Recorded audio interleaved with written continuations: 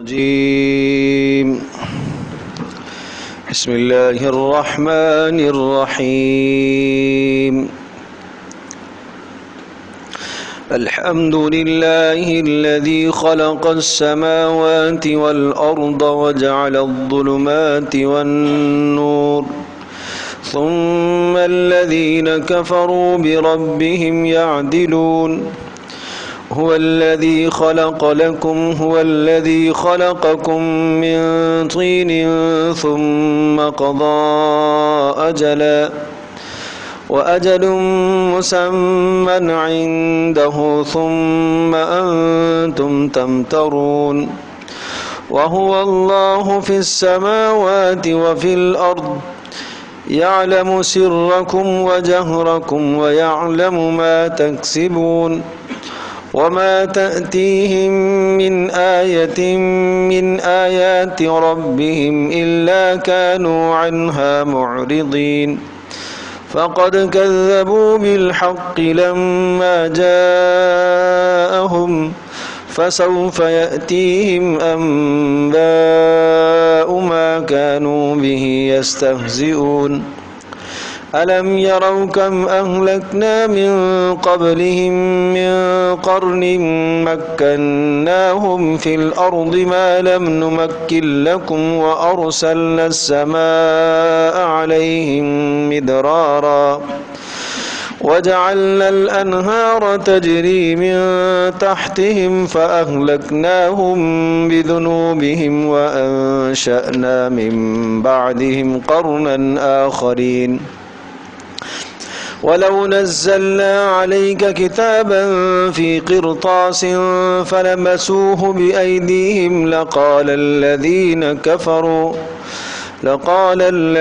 كفروا إن هذا إلا سحر مبين وقالوا لولا أنزل عليه ملك ولو أنزلنا ملكا لقضي الأمر ثم لا ينظرون ولو جعلناه ملكا لجعلناه رجلا وللبسنا عليهم ما يلبسون ولقد استهزئ برسل من قبلك فحاق بالذين سخروا منهم ما كانوا به يستهزئون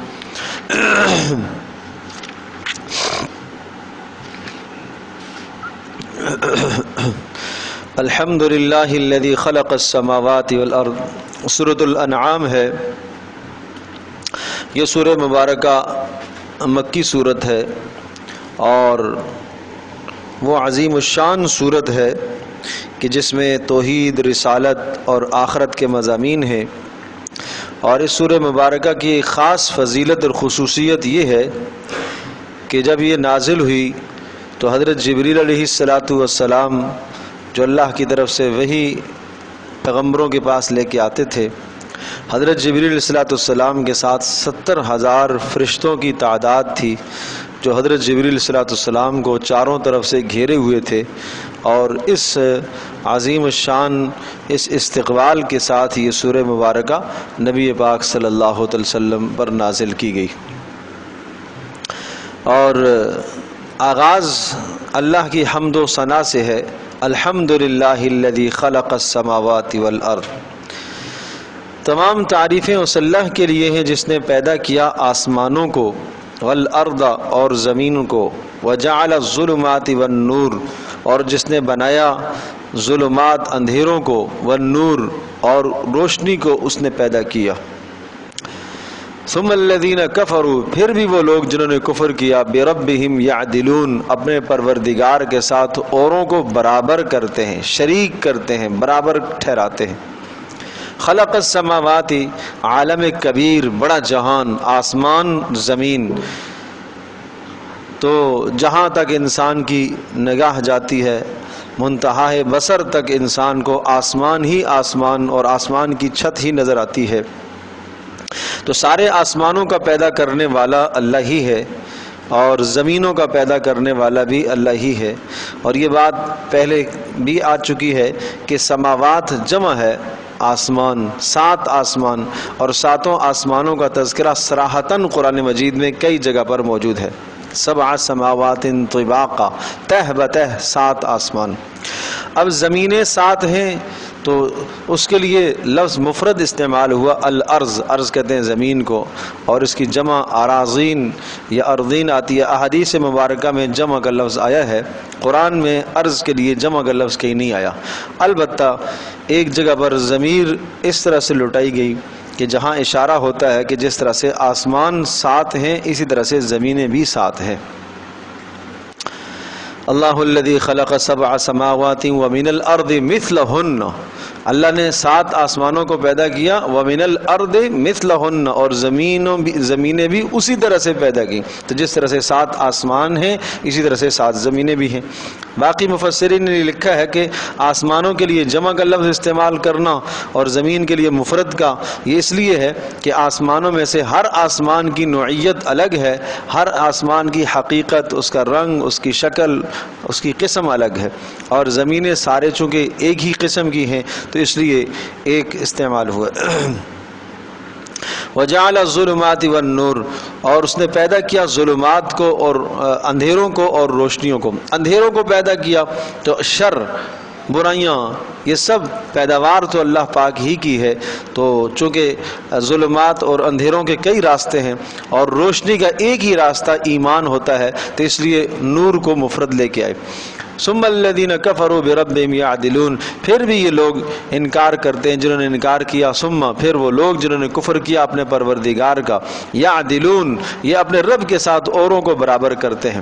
هو الذی خلقکم من طین ثم قضى اجلا، پہلی آیت میں عالم کبیر یا عالم اکبر کا بیان تھا کہ بڑا جہان جس نے بنایا، اب دوسری آیت میں عالم اصغر، چھوٹا جہان۔ انسان ایک پورا جہان ہے، جس طرح سے کائنات کے اندر ہر چیز انسان کو ملتی ہے، اسی طرح سے انسان کے جسم میں وہ تمام اشیاء موجود ہیں جو آسمان و زمین میں ہیں۔ آسمان و زمین میں روشنی کے لیے اللہ پاک نے سورج اور چاند کو پیدا فرمایا، انسان کے جسم میں 2 آنکھیں پیدا فرمائی ہیں جو روشنی جن سے حاصل ہوتی ہے۔ تو اس لیے کہا امام رازی رحمۃ اللہ علیہ نے عالم اکبر اور عالم اصغر دونوں چیزوں میں بڑی شاندار مناسبت ذکر فرمائی ہے۔ عالم اکبر کائنات، عالم اصغر انسان کا جسم۔ تو فرمایا عالم اکبر میں 2 چیزیں ہیں بڑے جہان میں، یعنی روشنی کے لیے سورج چاند، اور عالم اصغر انسان کے جسم میں بھی جو ہے 2 آنکھیں ہیں جس سے انسان روشنی حاصل کرتا ہے۔ عالم اکبر کے اندر پہاڑ بھی ہیں اور میدان بھی ہیں، انسان کے جسم میں ہڈیاں پہاڑوں کی طرح ہیں۔ پھر عالم اکبر کے اندر جنگلات بھی ہیں، چٹیل میدان بھی ہیں، انسان کے جسم کے اندر بھی چٹیل بھی ہے، ہتھیلی پر کوئی بال نہیں اگتا، باقی جسم پر بال ہیں، سر میں جنگلات کی طرح بال ہیں، گھنے بال ہیں۔ اور اسی طرح سے فرمایا جس طرح سے عالم اکبر میں اگر کوئی آدمی ان جنگلات کو آزاد چھوڑ دیتا ہے تو وہاں درندے اور چیتے اور کیا کچھ پیدا ہوتا ہے، اسی طرح سے عالم اصغر اگر سر کو آدمی آزاد چھوڑ دیتا ہے، صفائی ستھرائی نہیں کرتا، نگہداشت نہیں کرتا، تو یہاں پر بھی جانور پیدا ہو جاتے ہیں، کیڑے آ جاتے ہیں، جوئیں پیدا ہو جاتی ہیں۔ اسی طرح سے فرمایا کہ عالم اکبر میں آسمانوں سے پانی برستا ہے اور زمین کے اندر اللہ نے نالیاں بنائی ہوئی ہیں جو پانی دائیں بائیں منتقل ہوتا ہے۔ اسی طرح سے عالم اصغر میں انسان کے جسم میں رگیں ہیں، اور عالم اکبر کے اندر کائنات میں میٹھا پانی بھی ہے، کھارا پانی بھی ہے، کڑوا پانی بھی ہے، اور انسان کے جسم کے اندر یہ تینوں پانی موجود ہیں۔ پتے کا پانی کڑوا ہے، لعاب آدمی کا میٹھا ہے، اس کے اندر جاذبیت ہے، اور آنسو آنکھوں سے نکلنے والا پانی نمکین ہے۔ تو جو چیز عالم اصغر میں اللہ نے بنائی، اکبر میں بڑے جہان میں پیدا فرمائی، وہی شے اللہ پاک نے عالم اصغر یعنی انسان کے اندر بھی پیدا فرمائی۔ تو انسان ایک پورا جہان ہے، سمجھے جی؟ غور کرے، اس لیے فرمایا سنریہم آیاتنا فی الآفاق، ہم اپنی نشانیاں آپ کو دکھائیں گے کائنات میں، وفی انفسکم، اور ہم تمہیں اپنی نشانیاں دکھائیں گے تمہاری جانوں کے اندر بھی، تمہارے جسموں کے اندر بھی ہماری قدرت کی کتنی نشانیاں ہیں۔ والذی خلق، کیا کیا پیٹ کے اندر اللہ پاک نے کیا کیا فیکٹریاں لگائی ہیں، کیا کیا مشینیں لگائی ہیں. پانی آدمی پیتا ہے، اس پانی کو صاف کرنا، جسم کی تقویت کے لیے جو پانی ہوتا ہے، جو تقویت کے لیے نہیں ہوتا وہ اس کو فضلے کے ذریعے سے خارج کیا جاتا ہے. کھانے کا اندر کا نظام، ہاضم کا نظام اور خون کو سپلائی کرنے کا نظام، یہ کتنے کتنے نظام اللہ پاک نے انسان کے اندر بنائے ہیں. آدمی کو اس کا احساس اور شعور بھی نہیں ہوتا. والذی خلقکم من طین، اللہ وہ ذات ہے جو جس نے تمہیں پیدا کیا مٹی سے پیدا کیا، ایک بے جان چیز کے اندر کیسی طاقت پیدا کر دی. ثم قضا اجلا، اور پھر مقرر کر دی ہر ایک کے لیے اجل، ایک وقت مقرر کر دیا. واجل مسمى عنده ثم انتم تمترون. تو ثم قضا اجلا اس کا معنی کیا ہے کہ ہر انسان کو پیدا کیا اور ہر انسان کی موت کا ایک وقت مقرر کیا. جس آدمی کی موت آ گئی اس کی قیامت واقع ہو گئی. من مات فقد وقعت قیامته، جو آدمی مر گیا اس کی تو قیامت واقعی ہو گئی. اب اس کو باقی دنیا میں کیا ملے گا؟ اب تو کچھ نہیں کر سکتا. جو عمل کا ذخیرہ تھوڑا بہت ساتھ لے گیا ہے بس وہی جائے گا. وَأَجَلٌ مُّسَمَّى، تو دوسری اجل سے مراد قیامت کبریٰ ہے. پہلے والے اجل سے مراد قیامت صغریٰ، ہر آدمی کی موت، اور دوسرے اجل سے مراد قیامت کبریٰ ہے. ثم قضا اجلا، اور پھر اللہ پاک نے ایک وقت مقرر کیا ہر انسان کا. وَأَجَلٌ مُّسَمًّى عِندَهُ، اور ایک وقت مقرر شدہ ہے اس اللہ کے پاس. ثم انتم تمترون، پھر بھی تم جھگڑا کرتے ہو، شک کر رہے ہو قیامت کے بارے میں. جس اللہ نے عدم سے تمہیں وجود میں لایا، اب تمہیں شک ہو رہا ہے کہ کیسے اللہ پاک پیدا کرے گا. وَهُوَ اللَّهُ فِي السَّمَاوَاتِ وَفِي الْأَرْضِ، اللہ وہ ذات ہے جو آسمانوں کا بھی مالک ہے، زمینوں کا بھی. وَهُوَ اللَّهُ فِي السَّمَاوَاتِ، آسمانوں میں بھی وہی رب ہے اور زمینوں میں بھی وہی رب ہے. يَعْلَمُ سِرَّكُمْ وَجَهْرَكُمْ، وہ خوب جانتا ہے سرکم، تمہاری پوشیدہ باتوں کو، وجہرکم، اور اونچی آوازوں کو، وَيَعْلَمُ مَا تَكْسِبُونَ، اور جو تم کسب کرتے ہو اس سب کو وہ جانتا ہے. اس کے علم کی انتہا، اس کے علم کی کوئی انتہا نہیں کر سکتا. وہ پوشیدہ باتوں کو بھی جانتا ہے، ظاہری چیزوں کو بھی جانتا ہے. تو سرکم و جہرکم کا تعلق ہے قول سے، وَيَعْلَمُ مَا تَكْسِبُونَ اس کا تعلق ہے عمل سے. یعنی تمہاری اونچی باتیں بھی، آہستہ باتیں بھی جانتا ہے، سرگوشیاں بھی جانتا ہے. اور وَيَعْلَمُ مَا تَكْسِبُونَ، اور تمہارے چھپ کر اعمال وہ بھی جانتا ہے، اور ظاہراً جو تم نے اعمال کیے وہ بھی جانتا ہے. وما تأتيهم من آية من آيات ربهم إلا كانوا عنها معرضين، اور وما تأتيهم من آية، نہیں کوئی نشانی آتی ان لوگوں کے پاس، من آیات ربهم، اپنے پروردگار کی نشانیوں میں سے، الا كانوا عنها معرضين، مگر اس نشانی سے یہ اعراض کر رہے ہوتے ہیں. یعنی جو بھی ہم ان کو نشانی دکھاتے ہیں ان سے اعراض کرتے ہیں. نبی علیہ الصلوۃ والسلام سے مشرکین مطالبہ کرتے تھے کہ آپ ہمیں اپنی نبوت کی کوئی نشانی دکھائیں، کوئی معجزہ دکھائیں، اللہ کی قدرت کا کوئی معجزہ دکھائیں، نشانی. تو پہلے تو یہ نشانیاں بیان کی ہیں کہ آسمانوں کا پیدا ہونا، زمینوں کا پیدا ہونا، یہ تمہارے لیے نشانی نہیں ہے، اور تمہارا خود وجود ایک اللہ کی قدرت پر بڑی نشانی نہیں ہے. پھر فرمایا وما تأتيهم من آیات من آیات ربهم، جب بھی ان کے پاس کوئی نشانی آتی ہے تو یہ کیا کرتے ہیں؟ اس سے اعراض کرتے ہیں، منہ موڑتے ہیں، مانتے نہیں ہیں. ضدی لوگ جو ہوئے، فقد كذبوا بالحق، اب رسول پاک صلی اللہ علیہ وسلم کو تسلی دی گئی. فقد كذبوا بالحق، تحقیق جھٹلایا ان لوگوں نے حق کو. لما جاءهم، جب ان کے پاس آیا. فسوف يأتيهم انباء ما كانوا به يستهزئون، تو ان قریب، فسوف یاتیہم، ان قریب آئیں گی ان کے پاس وہ خبریں جن خبروں کا یہ استہزاء کیا کرتے تھے. یہ کون سی خبریں ہیں؟ فسوف یاتیہم، ان قریب آئیں گی ان کے پاس، انباء، وہ خبریں، اس سے مراد قیامت کی خبریں ہیں. ان قریب قیامت کا وقوع ہوگا اور میدان محشر قائم ہوگا اور وہاں کے سارے مناظر ان کے سامنے آ جائیں گے.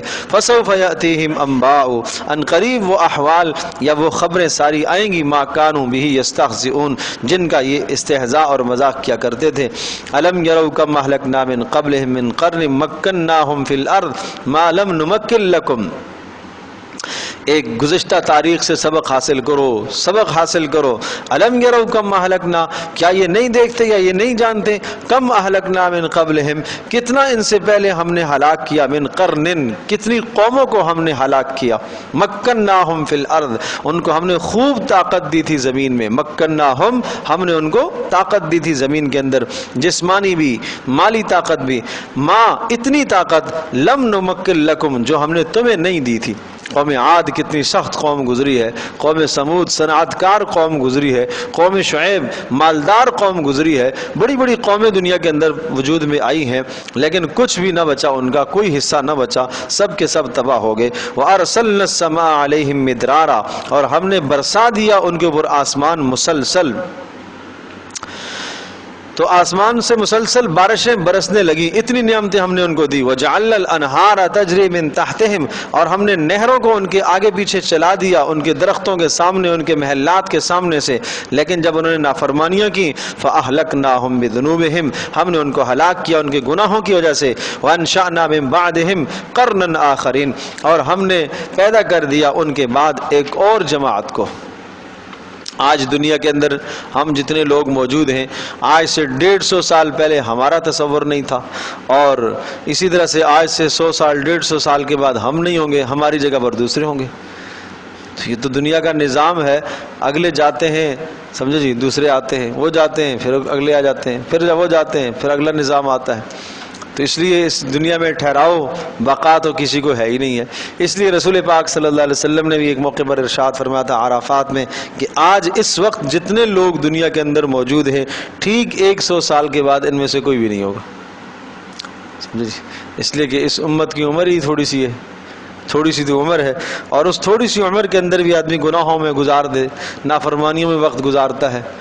تو نوح علیہ السلام کے زمانے کی ایک خاتون تھی، اور اس نے جو ہے وہ نوح علیہ السلام کے ساتھ سامنے جا کے درخواست کی کہ آپ میرے لیے دعا کریں، میرے بچے مر جاتے ہیں، بچپن میں ہی مر جاتے ہیں۔ تو کہا کتنی عمر میں؟ تو کہا یہ جو بچہ مرا ہے 300 سال میں مر گیا، سمجھے جی، 300 سال میں مر گیا، یہ بچپنا ہے اس کا۔ تو وہ پریشان ہے اس پر۔ تو آپ علیہ السلام نے نوح علیہ السلام نے ارشاد فرمایا کہ ایک امت ایسی آئے گی کہ جس کی ساری عمر کل 60 سے 70 کے بیچ میں ہوگی۔ تو حیران رہے گی، 60 سے 70 کے بیچ میں ساری عمر، تو پھر وہ کہنے لگی وہ تو پھر ساری زندگی سجدے میں گزار دیں گے، 60 سے 70 سال ساری سجدے میں گزار دیں گے۔ تو پھر اس پر نوح علیہ السلام نے فرمایا نہیں، وہ نافرمانی کریں گے، بغاوت بھی کریں گے، فرما بردار بھی ہوں گے۔ اللہ اللہ اللہ۔ تو اس عورت نے کہا کہ آپ میرے لیے دعا کریں، پہلے اس نے کہا کہ میرا شمار اس امت میں ہو جائے تو میں تو ساری زندگی سجدے میں گزاروں گی، سمجھے۔ تو کیسی کیسی قومیں دنیا میں گزری ہیں کہ 250 سال 300 سال کے بعد جا کے ان کا بچہ بالغ بلوغ کو پہنچتا ہے، بچپنا 500 سال میں جا کے بلوغ کو پہنچتے تھے۔ تو کیسی کیسی قومیں اللہ پاک نے دنیا میں پیدا فرمائی، طاقتور لوگ تھے، سمجھے جی۔ تو کہا یہ ساری قومیں دنیا کے اندر آئی ہیں، اور ان کے بعد اب تم زمین کے اندر موجود ہو، اور ایک وقت آئے گا تم بھی نہیں ہوں گے۔ وَلَوْ نَزَّلْنَا عَلَيْكَ كِتَابًا فِي قِرْطَاسٍ فَلَمَسُوهُ بِأَيْدِيهِمْ لَقَالَ الَّذِينَ كَفَرُوا إِنْ هَذَا إِلَّا سِحْرٌ مُبِينٌ۔ کچھ سوالات کے جوابات ہیں، اور مشرکین نے یہ سوال کیا ٹھیک ہے بھائی ہم آپ کو رسول مانیں گے، اس بات پر مانیں گے کہ آپ آسمان پر ہمارے سامنے چڑھیں اور آسمان سے کتاب اتار کے لے آئیں، اور اس کتاب میں ہمارا نام لکھا ہوا ہو کہ یہ کتاب اللہ کی طرف سے، یہ ابو جہل کے نام، یہ اللہ کی طرف سے فلاں کافر کے نام، یہ اللہ کی طرف سے یہ فلاں کے نام۔ ایسی بیہودہ باتیں۔ اب بتاؤ نبی اس قسم کی باتیں جب سنتے تھے تو کتنے تکلیف میں ہوتے تھے، کتنا رنج ہوتا تھا کہ میں ان کی بھلائی کے لیے، ان کی خیر کے لیے، ان کی ہدایت کے لیے اللہ پاک سے کیا کچھ مانگتا ہوں، کتنی محنت کرتا ہوں، اور یہ اگر آگے سے بیہودہ باتیں مجھے کرتے۔ وَلَوْ نَزَّلْنَا عَلَيْكَ كِتَابًا، فرمایا اگر ہم کتاب اتار بھی دیتے ہیں، فی قرطاس، کسی کاغذ میں لکھی ہوئی اتار بھی دیتے ہیں، فَلَمَسُوهُمْ، جب یہ اسے چھوئیں گے، بِأَيْدِيهِمْ، اپنے ہاتھوں سے، لَقَالَ الَّذِينَ كَفَرُوا، تو کافر کہیں گے، إِنْ هَذَا إِلَّا سِحْرٌ مُبِينٌ، یہ تو صاف جادو ہے۔ یہ یوں کہیں گے، یا یہ نہیں کہیں گے کہ واقعی آسمان سے اتری ہے، ہم چاہیں تو اتار سکتے ہیں، اے نبی ہم آپ کو دے سکتے ہیں، لکھی ہوئی کتاب بھی آ سکتی ہے، لیکن اگر ایسا ہو گیا تو پھر کیا کہیں گے؟ یہ کہیں گے اوپر سے تو نہیں آئی ہے، یہ جادو کے ذریعے سے اس نے یہیں سے کچھ کیا ہے۔ جس کو ماننا نہ ہو تو وہ 1000 کیڑے نکال لیتا ہے، اعتراضات نکال لیتا ہے۔ وَقَالُوا لَوْلَا أُنزِلَ عَلَيْهِ مَلَكٌ، پھر کبھی کبھی یوں بات کرتے یہ کیسا رسول ہے؟ رسول تو وہ ہوتا ہے جس کے ساتھ کوئی فرشتہ ہو اور وہ فرشتہ اس کی تائید کر رہا ہو۔ تو پھر بات ہے کہ یہ رسول ہے. وقالو یہ کہتے ہیں لولا انزل علیہ ملک, اس پر کوئی فرشتہ کیوں نہیں اترتا جو فرشتہ آ کے بتائے کہ یہ اللہ کا رسول ہے.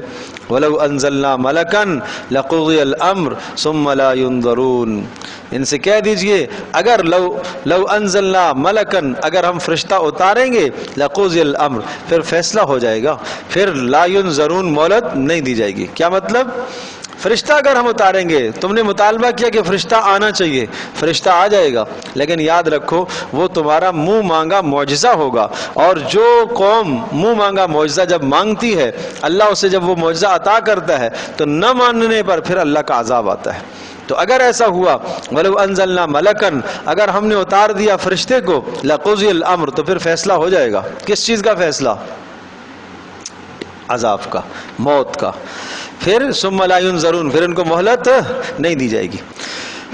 وَلَوْ جَعَلْنَاهُ مَلَكًا لَجَعَلْنَاهُ رَجُلًا وَلَلَبَسْنَا عَلَيْهِمْ مَا يَلْبَسُونَ. ایک اور بات تھی. اچھا بھائی, آسمان سے فرشتہ آئے اور ہم اسے دیکھیں. اب سوال یہ ہے کہ فرشتہ دو حالتوں میں آتا ہے. یا تو فرشتہ اپنی اصلی حالت میں آتا ہے, اور فرشتہ اگر اپنی اصلی حالت میں آئے گا تو اس کی شکل دیکھ کر یہ برداشت نہیں کر پائیں گے, یہ مر جائیں گے. سمجھے جی؟ کوئی فرشتہ انسان کے پاس اپنی اصلی حالت میں نہیں آتا. سمجھے نا؟ ابراہیم علیہ السلام نے درخواست کی تھی ملک الموت سے, مجھے اپنی اصلی حالت دکھاؤ. تو ملک الموت نے اپنی اصلی حالت پہلے منع کیا کہ آپ نہیں برداشت کر سکے, کہا نہیں کروں گا. اور جب اپنی اصلی حالت دکھائی تو ابراہیم علیہ السلام بے ہوش ہو گئے تھے. سمجھے جی؟ رسول پاک صلی اللہ علیہ وسلم نے درخواست کی جبریل سے, مجھے اپنی اصلی حالت دکھاؤ. تو اتنے بڑی جسامت کے مالک کے مشرق اور مغرب چھپے ہوئے تھے ان کے پروں سے. سمجھے؟ تو کہا کہ دو حال سے خالی نہیں. اگر ہم فرشتہ اتارتے ہیں تو فرشتہ یا تو کیا ہوگا, اپنی شکل میں آئے گا, اور اپنی شکل میں آئے گا تو تم برداشت نہیں کر سکو گے, اور یا فرشتہ آئے گا انسانی شکل میں. انسانی شکل میں آئے گا جیسے کہ رسول پاک صلی اللہ علیہ وسلم کے پاس جبریل آتے تھے انسانی شکل میں. اگر انسانی شکل میں اتاریں گے تو پھر تم یہ کہو گے کہ یہ تو انسان ہے, ہمیں تو فرشتہ چاہیے. اعتراض تو پھر بھی تمہارا رہے گا, یہ کون سی بات ہوئی؟ وَلَوْ جَعَلْنَاهُ مَلَكًا, اور اگر ہم اس کو رسول کو فرشتہ بنا دیتے ہیں. کہتے تھے نا یہ رسول کیا ہونا چاہیے؟ فرشتہ ہونا چاہیے. وَلَوْ جَعَلْنَاهُ رَجُلًا وَلَوْ جَعَلْنَاهُ مَلَكًا, اگر ہم اس رسول کو ہم فرشتہ بنا دیتے ہیں, لَجَعَلْنَاهُ رَجُلًا, تو اس کو ہم کیا بنا کے اتاریں گے؟ انسان بنا کے ہی اتاریں گے نا. پھر سمجھو, وَلَوْ جَعَلْنَاهُ مَلَكًا, اگر ہم اس رسول کو فرشتہ بنا دیں, لَجَعَلْنَاهُ رَجُلًا, تو اس کو کیسے بنائیں گے؟ انسانی شکل میں لائیں گے. لَجَعَلْنَاهُ رَجُلًا, ہم اس کو بنائیں گے انسانی شکل میں. پھر کیا ہوگا؟ وَلَلَبَسْنَا عَلَيْهِمْ مَا يَلْبِسُونَ, وَلَلَبَسْنَا, اور پھر ہم شبہ میں ڈال دیں گے, جو پہلے سے شبہ پیش کر رہے ہیں وہ شبہ پھر برقرار رہے گا. وَلَقَدِ اسْتُهْزِئَ بِرُسُلٍ مِّن قَبْلِكَ, اور آپ سے پہلے بھی رسولوں کے ساتھ استہزاء کیا گیا. فَحَاقَ, گھیر لیا, بِالَّذِينَ, ان لوگوں کو, سخروا, جنہوں نے استہزاء کیا. کس چیز نے گھیر لیا؟ ما کانوا بہ یستہزئون, اس چیز نے جس کے ساتھ یہ مذاق اڑایا کرتے تھے.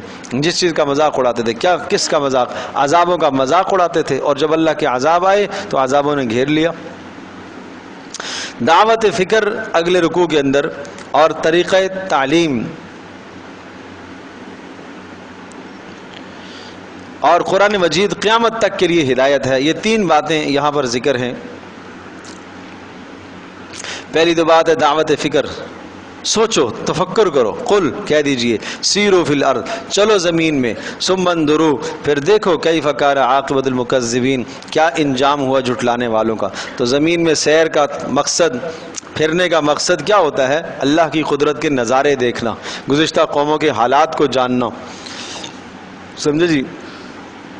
تو یہاں سے ساحل سمندر پر آپ جاتے ہیں یا کسی اور علاقے کے اندر آپ جب سیر کرنے کے لیے نکلتے ہیں تو سیر کے مقاصد لے کے جایا کرو, اپنی نیتوں کی اصلاح کر کے جایا کرو. کیوں جا رہا ہوں؟ میرے خیال سے ہماری نیتوں میں صرف یہ ہوتا ہے کہ ذہنی فریشمنٹ کے لیے جا رہا ہوں, بس, اس کے علاوہ کچھ بھی نہیں ہوتا. سمجھے جی؟ بڑا مقصد رکھو نا, یہ تو ویسے بھی حاصل ہو جائے گا. ذہنی سکون کے لیے جا رہا ہوں, بھائی ایسا مقصد رکھو جس پر تمہیں ثواب ملے. یہ نیت کرو اللہ کی قدرت کی نشانیاں دیکھنے جا رہا ہوں, وہ تو ویسے بھی حاصل ہو جائے گا نا.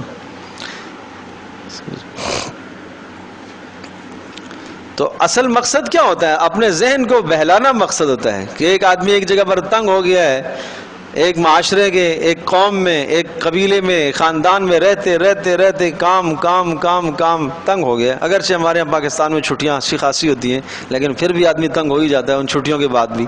تو اگر تنگ ہو گیا ہے تو سفر کو نکلے، سیر کو نکلے. اب میں آپ کو ایک آیت بتاتا ہوں. 14ویں سپارے کے آخر میں کیا آیا؟ وَلَقَدْ نَعْلَمُ أَنَّكَ يَضِيقُ صَدْرُكَ بِمَا يَقُولُونَ. اور وَإِنْ عَاقَبْتُمْ فَعَاقِبُوا بِمِثْلِ مَا عُوقِبْتُمْ بِهِ وَلَئِنْ صَبَرْتُمْ لَهُوَ خَيْرُ لِلصَّابِرِينَ وَاصْبِرْ وَمَا صَبْرُكَ إِلَّا بِاللَّهِ وَلَا تَحْزَنْ عَلَيْهِمْ. اے نبی آپ غمگین نہ ہو. وَلَا تَكُ فِي ضَيْقٍ مِّمَّا يَمْكُرُونَ. آپ کا سینہ تنگ نہ ہو، آپ کا دل تنگ نہ ہو. تو نبی کا دل تنگ ہو گیا، نبی کا سینہ تنگ ہو گیا. ٹھیک ہے. پھر اللہ پاک نے اس کے بعد 15 سپارے کی پہلی آیت میں معراج کو ذکر فرمایا کہ ہم آپ کو معراج کراتے ہیں، چلو آسمانوں کی سیر کراتے ہیں. آپ اس ماحول میں رہ رہ کے تنگ ہو گئے نا. تو سبحان الذی اسریٰ بعبدہ لیلا من المسجد الحرام الی المسجد الاقصی. پاک ہے وہ اللہ جس نے اپنے بندے کو سیر کرائی مسجد حرام سے مسجد اقصی تک. آگے کیا فرمایا؟ لنریہ من آیاتنا. کیوں سیر کرائی ہے؟ تاکہ ہم اسے اپنی قدرت کی نشانیاں دکھائیں. تو ماحول بدلنے کا مطلب یہ ہے کہ یہ ساری چیزیں یہیں چھوڑو اور نئے ماحول کے اندر آؤ. وہاں اللہ کی قدرت کی نشانیاں جب آپ دیکھیں گے تو آپ کو ذہنی سکون ہوگا. یہ غرض ہے سیر کی، یہ مقصد ہوتا ہے سیر کا. لیکن چونکہ ہمارے ہاں بڑوں کا بھی تو کیا، تو بچوں کو بھی ہم یہی، چلو بچی جناب امتحان ہو جائے گا، اچھا رزلٹ آ جائے گا، بچوں کو لے کے نکلیں گے، مری جائیں گے جی، کوئٹہ گھومیں گے جی، سوات جائیں گے، گلگت جائیں گے، ناران کاغان جائیں گے. اچھی بات ہے بھائی. نیت کیا کرنی چاہیے؟ اللہ کی قدرت کی نشانیاں یہ دیکھ رہا ہے. اور بچوں کو بھی یہی تربیت دو، اسی تربیت پر بچوں کو بھی تیار کرو تاکہ ان کے دل میں اللہ کی قدرت کی اہمیت بیٹھے، اللہ کی محبت ان کے دلوں کے اندر آئے. پھر جو بھی چیز اللہ کی پیدا کردہ دیکھو، پہاڑ کو دیکھو، سبزے کو دیکھو، سمندر کو دیکھو اور آبشاروں کو دیکھو، جو بھی چیزیں نظر آئیں تو اپنے بچوں کو خود بھی دیکھ کر فوری ذہن اللہ کی طرف جانا چاہیے. وفی کل شیء لہ آیۃ تدل علی انہ واحد. کہتا ہے کہ ہر چیز کے اندر ایک نشانی ہوتی ہے، ہر چیز کے اندر نشانی ہے کہ اللہ پاک ایک ذات ہے. اللہ پاک ایک ذات ہے. جب راستہ میں کوئی آدمی چل رہا ہوتا ہے تو اس کے نشانوں سے، پاؤں کے نشانوں سے محسوس ہوتا ہے کہ یہاں سے کوئی گزرا ہے. تو اتنا بڑا کائنات کا نظام اللہ کی قدرت پر دلالت نہیں کر رہا، لیکن سمجھنے کی بات ہے. اس لیے فرمایا قل سیروا فی الارض. چلو پھرو، کہہ دیجیے آپ ان سے، سیرو فی الارض، زمین میں چلو پھرو، ثم انظروا، پھر دیکھو، کیف کان عاقبۃ المکذبین، کیا انجام ہوتا ہے جھٹلانے والوں کا. قل لمن ما فی السماوات والارض، کہہ دیجیے، یہ سوال ذرا ان سے پوچھئے، لمن ما فی السماوات، جو کچھ آسمانوں میں ہے وہ کس کا ہے، والارض، اور جو زمینوں میں ہے وہ کس کا ہے. آسمانوں کا مالک کون؟ سورج چاند ستاروں کا، بارشوں کا مالک کون؟ اور زمین سے نکلنے والے غلے اور سبزوں کا مالک کون؟ قل، کہہ دیجئے، للہ، یہ اللہ ہی کے لیے ہے سب کچھ، یہ سب اللہ ہی نے پیدا کیا ہے. اللہ ہی مالک بھی ہے، خالق بھی ہے، متصرف بھی ہے، مدبر بھی ہے، اللہ ہی ہے. کتب علی نفسہ الرحمہ، اللہ پاک نے اپنے ذمے رحمت کو لے رکھا ہے، لازم کر دیا اللہ پاک نے اپنے لیے رحمت کو. مانا کہ اللہ پاک فرما برداروں پر رحمت برسائے گا. لیجمعنکم الی یوم القیامۃ، اللہ تمہیں ضرور جمع کرے گا اس دن میں جس کے واقع ہونے میں کوئی شک نہیں. الذین خسروا انفسہم، اور وہ لوگ جنہوں نے اپنے آپ کو خسارے میں ڈالا، فہم لا یؤمنون، وہ اللہ پر ایمان نہیں رکھتے، رسول پر ایمان نہیں رکھتے. وَلَهُ مَا سَكَنَ فِي اللَّيْلِ وَالنَّهَارِ وَهُوَ السَّمِيعُ الْعَلِيمُ. وَلَهُ، اور اسی ہی کا ہے، اللہ ہی کا ہے، مَا سَكَنَ فِي اللَّيْلِ، ہر وہ چیز جو رات میں سکون پاتی ہے، وَالنَّهَارِ، اور جو دن میں متحرک ہو جاتی ہے. راتوں کو چیزوں کو سکون مل جاتا ہے، ہر چیز اپنی مقر اور اپنی آرام گاہ کی طرف چلی جاتی ہے. انسان اپنی آرام گاہوں کے اندر، پرندے درندے چرندے سب کچھ اپنے اپنے آرام گاہوں میں چلتے ہیں. اور جب صبح ہوتی ہے تو ہر شے متحرک ہو جاتی ہے، حرکت میں آ جاتی ہے، ساری کائنات حرکت میں آ جاتی ہے، انسان بھی، چرند بھی، پرند بھی، سب حرکت میں ہے. وَلَهُ، کا اسی ہی کا ہے سب کچھ. مَا سَكَنَ فِي اللَّيْلِ، وہ تمام چیزیں جو رات میں سکون میں آ جاتی ہیں، وَالنَّهَارِ، اور دنوں کو منتشر ہو جاتی ہیں اور دنوں کو وہ متحرک ہو جاتی ہیں. وَهُوَ السَّمِيعُ الْعَلِيمُ، سننے والا اور جاننے والا ہے. قُلْ أَغَيْرَ اللَّهِ أَتَّخِذُ، اب ان سے یہ پوچھئے، یوں سوال کیجئے، اغیر اللہ اتخذ، کیا اللہ کے سوا میں کسی اور کو اپنا دوست بناؤں؟ اغیر اللہ، کیا اللہ کے سوا اتخذ ولیا، کسی اور کو میں ولی بناؤں؟ فاطر السماوات والارض، جو آسمانوں اور زمینوں کا پیدا کرنے والا ہے، وہو یطعم ولا یطعم، وہو یطعم، اور وہ سب کو کھلاتا ہے، ولا یطعم، اور اسے نہیں کھلایا جاتا، اور سب کو کھلاتا ہے، خود کھانے سے پاک ہے۔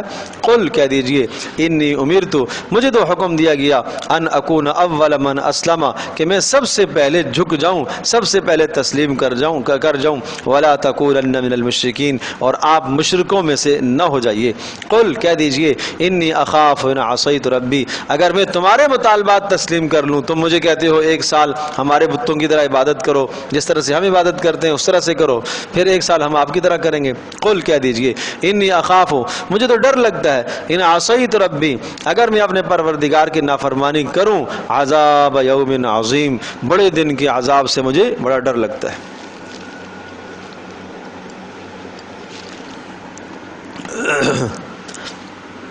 من یصرف عنہ یومئذ فقد رحمہ وذلک الفوز المبین۔ من یصرف عنہ، کون ہے یصرف عنہ، جو عذاب کو وہاں سے پھیرے گا؟ من یصرف عنہ، جس سے عذاب کو اس نے پھیر دیا، فقد رحمہ، اس پر اس نے رحم کر دیا، وذالک الفوز المبین، اور یہ ہے بڑی کامیابی۔ من یصرف عنہ یومئذ، جس سے عذاب کو اس نے ہٹا دیا، اس پر اس نے رحم کر دیا، اور یہ بڑی کامیابی ہے۔ وَإِن يَمْسَسْكَ اللَّهُ بِضُرٍّ فَلَا كَاشِفَ لَهُ إِلَّا هُوَ، اور اگر وَإِن يَمْسَسْكَ اللَّهُ بِضُرٍّ، اگر اللہ تبارک و تعالیٰ آپ کے ساتھ کسی برائی کا ارادہ کر لے، فَلَا كَاشِفَ لَهُ، اس کو کوئی نہیں ہٹا سکتا، إِلَّا هُوَ، مگر اللہ ہی۔ وَإِن يَمْسَسْكَ بِخَيْرٍ، اور اگر اللہ تبارک و تعالیٰ ارادہ کر لے آپ کے ساتھ خیر کا، تو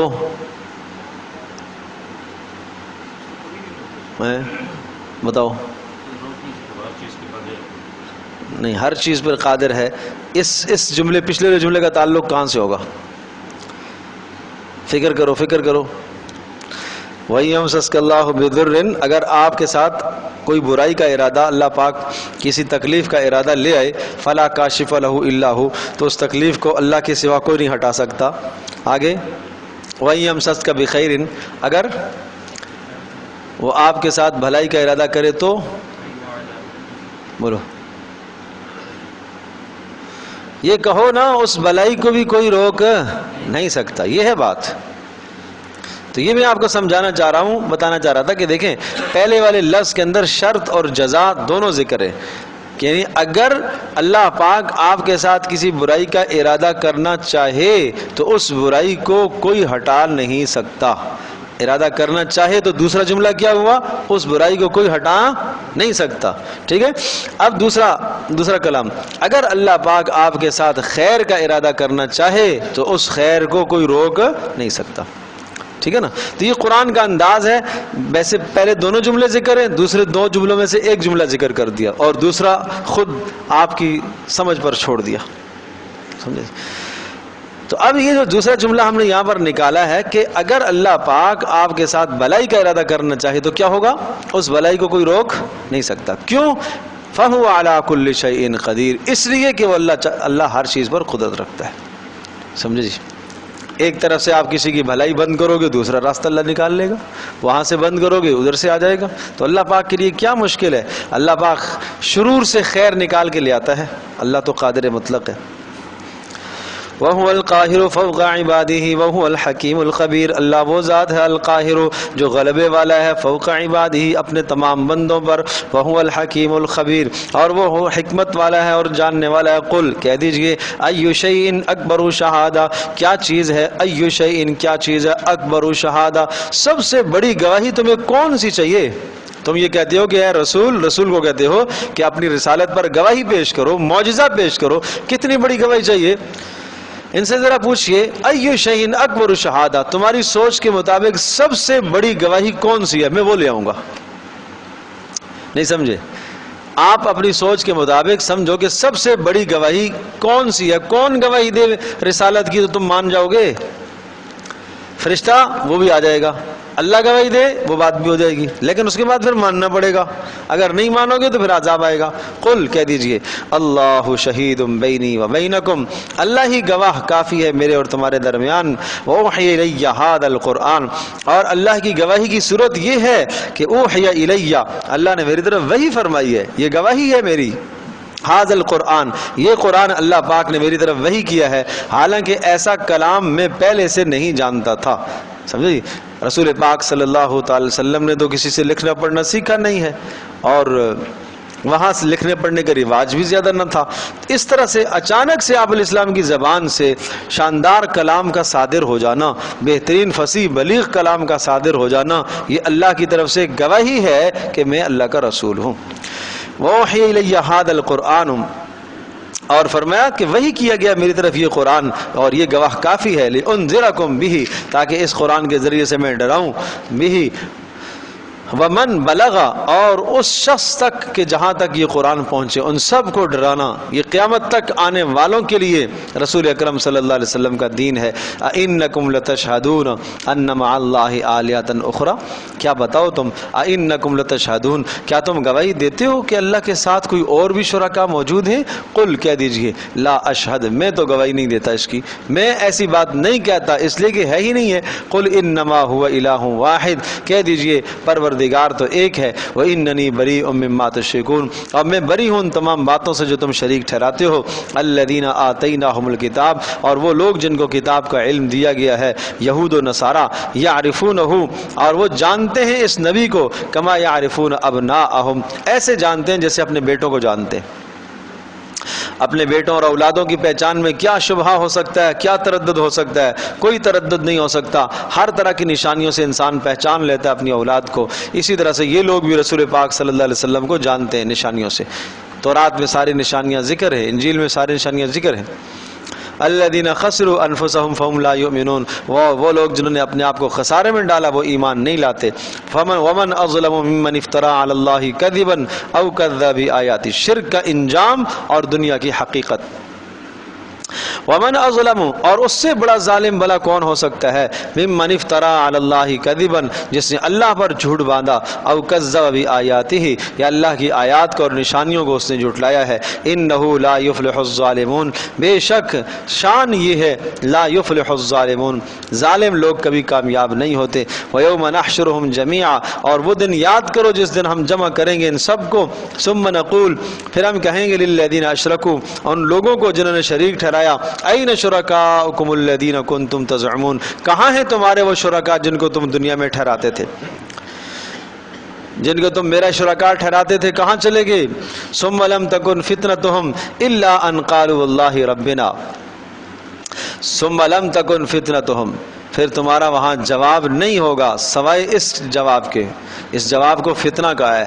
لم تکن فتنتہم، نہیں ہوگا تمہارا جواب مگر یہ ہوگا، کیا ہوگا؟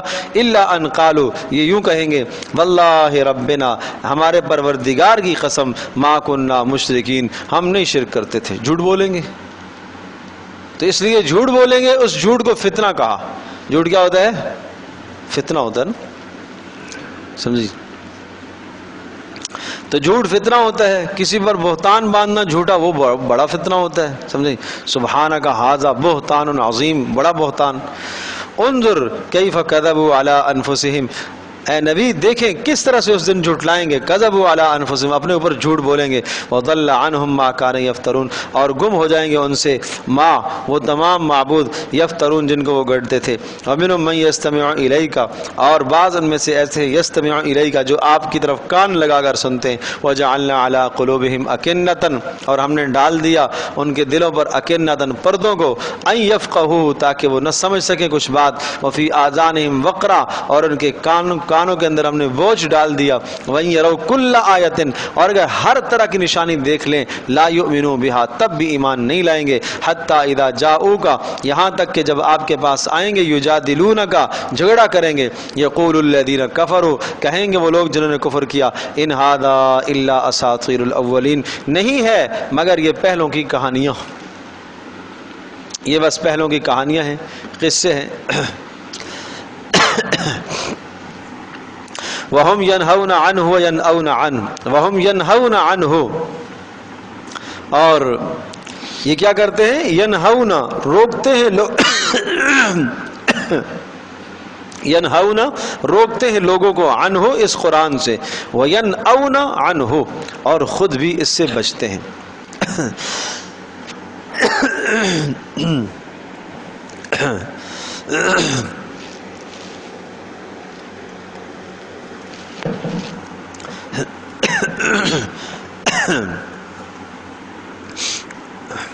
وَهُمْ يَنْهَوْنَ، اور وہ روکتے ہیں لوگوں کو قرآن سے، وَيَنْأَوْنَ عَنْهُ، اور خود بھی اس سے دور رہتے ہیں، وَإِنْ يُهْلِكُونَ إِلَّا أَنفُسَهُمْ، اور نہیں ہلاک کرتے، تباہ کرتے مگر اپنے آپ کو، وَمَا يَشْعُرُونَ، اور سمجھتے بھی نہیں ہیں۔ وَلَوْ تَرَىٰ إِذْ وُقِفُوا عَلَى النَّارِ،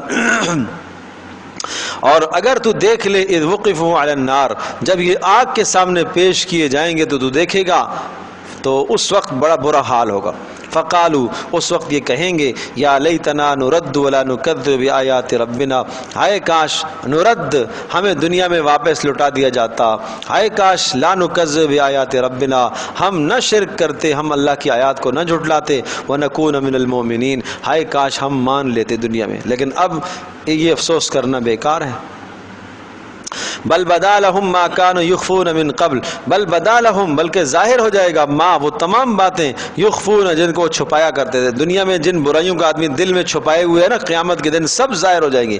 یوم تبلی السرائر، پوشیدہ باتیں سب کھل کے سامنے آ جائے گی، دل میں کسی کے خلاف کیا نفرت اور بغض، اور دل میں کیا کیا گناہوں کی امنگیں موجود تھیں، وہ سب ظاہر ہو جائیں گی۔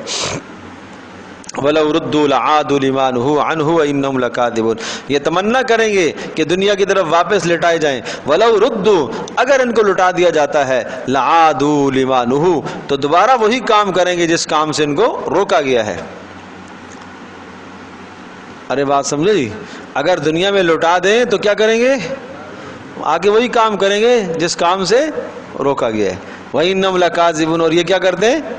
جھوٹ بولتے ہیں۔ کیوں جی؟ کیسے؟ دیکھو دنیا میں کبھی کبھی آپ نے دیکھا ایک آدمی مصیبت میں پھنستا ہے، تو مصیبت میں جب پھنستا ہے تو پھر کیا کرتا ہے؟ دوڑتا ہے، پھر جائے نماز بچھاتا ہے، پھر ذکر کرتا ہے، پھر صدقے بھی کرتا ہے، پھر آیت کریمہ بھی پڑھتا ہے، پھر سب سے دعائیں بھی کراتا ہے۔ مصیبت ٹل گئی تو پھر کیا کرتا ہے؟ پھر وہی حرکت کرتا ہے دوبارہ سے۔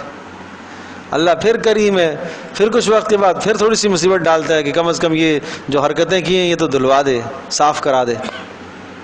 سمجھو جی، تو یہ دنیا میں کا مشاہدہ ہے، روزانہ ہم دیکھتے ہیں، یہ مناظر ہوتے ہیں سارے۔ سمجھے جی، جب مصیبت آتی ہے تو آدمی دوڑتا ہے اللہ کی طرف، اور مصیبت جب ٹل جاتی ہے تو پھر واپس باغی ہو جاتا ہے، نافرمان بن جاتا ہے۔ وقالوا ان هي الا حیاتنا الدنیا وما نحن مبعوثین، اور یوں کہتے ہیں ان هي الا حیاتنا الدنیا، نہیں ہے کچھ بھی مگر یہ دنیا کی زندگی، وما نحن مبعوثین، اور ہم نہیں اٹھائے جائیں گے۔ ولو ترى اذ وقفوا على ربهم، اور تو دیکھے گا جب ان کو اپنے پروردگار کے سامنے کھڑے ہوں گے حساب کے لیے، قال الیس هذا بالحق، اللہ پاک ان سے پوچھے گا اب بتاؤ یہ عذاب حق نہیں ہے؟ یہ سارا اٹھنا، مر کر اٹھنا، دوبارہ زندہ ہونا برحق نہیں ہے؟ قالوا، کہیں گے بلا وربنا، اے ہمارے پروردگار، بلا بلا ہے وربنا، ہمارے رب کی قسم سچ ہے۔ قال، اللہ کہے گا فذوقوا العذاب بما کنتم تکفرون، اب بھگتو اور چکھو وہ عذاب جس عذاب کا جس کا تم انکار کیا کرتے تھے۔ قد خسر الذین کذبوا بلقاء اللہ، تحقیق خسارے میں پڑ گئے وہ لوگ جنہوں نے اللہ کی ملاقات کو جھٹلایا۔ اللہ کی ملاقات سے مراد کیا ہے؟ قیامت کے دن کو جھٹلایا۔ حتی اذا جاءتهم الساعة بغتہ، یہاں تک کہ آئے گی ان کے پاس الساعہ، قیامت، بغتتاً، اچانک، وقالوا، اس وقت کہیں گے یا حسرتنا علی ما فرطنا فیہا، ہائے افسوس، یا حسرتنا، ہائے افسوس، علی ما فرطنا فیہا، ہم نے جو دنیا کے اندر کمی کی ہے اعمال میں۔ اس وقت افسوس کا کچھ بھی نہیں ہوگا۔ موت جب آتی ہے تو آدمی کہتا ہے تھوڑا سا اور مجھے ٹائم مل جائے۔ وہم یحملون اوزارہم علی ظہورہم، اور وہ اٹھائے ہوئے ہوں گے اوزارہم، بڑے بڑے وبال، علی ظہورہم، اپنی پشتوں پر اٹھائے ہوئے ہوں گے، الا ساء ما یزرون، بڑا برا وہ وزن ہوگا جو انہوں نے اٹھایا ہوا ہوگا۔ وما الحیات الدنیا الا لعب ولہو، اور دنیا کی زندگی نہیں ہے الا لعبا، مگر کھیل، لہو، دل بہلانے کی چیز، لعب، لہو، لعب کہتے ہیں ایسی چیز جس کا کوئی فائدہ نہ ہو، اور لہو کہتے ہیں ایسی چیز جو غیر باقی ہو، جس میں استقامت اور دوام نہ ہو، لہو اور لعب. تو یہ دونوں چیزیں دنیا کے لیے استعمال ہوتی ہیں، لہو بھی اور لعب بھی. اور کبھی لہو کو پہلے لے آتے ہیں، لعب کو بعد میں ذکر کرتے ہیں، کبھی لعب کو پہلے ذکر کرتے ہیں، لہو کو بعد میں ذکر کرتے ہیں. غیر نافع اور غیر باقی، غیر نافع غیر باقی، لعب غیر نافع.